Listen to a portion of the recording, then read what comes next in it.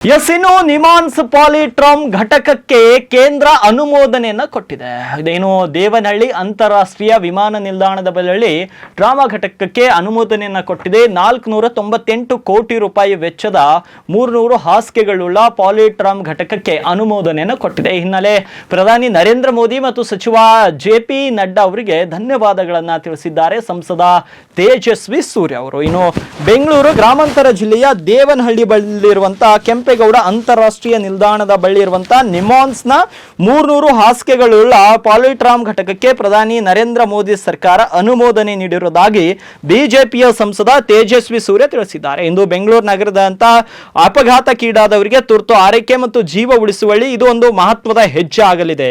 ಇನ್ನು 498 ಕೋಟಿ ರೂಪಾಯಿ ವೆಚ್ಚದಲ್ಲಿ ನಿಮಾನ್ಸ್ ಸ್ನಾತಕೋತ್ತರ ಮತ್ತು 300 ಹಾಸಿಗೆಗಳುಳ್ಳ ಪಾಲಿಟ್ರಾಮ್ ಕೇಂದ್ರ ನಿರ್ಮಾಣಕ್ಕೆ ಕೇಂದ್ರ ಸರ್ಕಾರದ ಹಣಕಾಸು ಸಚಿವಾಲಯದಿಂದ ಶುಕ್ರವಾರ ಅಂದ್ರೆ ನಿನ್ನೆ ಅನುಮೋದನೆ ನೀಡಿದೆ. ಇತ್ತೀಚೆಗೆ ಕೇಂದ್ರ ಸಚಿವ JP ನಡ್ಡಾ ಅವರು ಭೇಟಿ ಮಾಡಿದಂತಹ ತೇಜಸ್ವಿ ಸೂರ್ಯ ಈ ಯೋಜನೆಗೆ ಶೀಘ್ರ ಅನುಮೋದನೆ ನೀಡುವಂತೆ ಒತ್ತಾಯವನ್ನು ಕೂಡ ಮಾಡಿದ್ರು. ಅದರಂತೆ ಅಂತಿಮವಾಗಿ ಕೆಂಪೇಗೌಡ ಜಯಂತಿಯ ಸಮಯದಲ್ಲಿ ಮಂಜೂರು ಕೂಡ ಮಾಡಲಾಗಿದೆ. ಇದರಿಂದ ಬೆಂಗಳೂರಿಗರಲ್ಲಿ ಎಲ್ಲೋ ಒಂದ್ ಕಡೆ ಹರ್ಷ ಕೂಡ ಮನೆ ಮಾಡಿದೆ.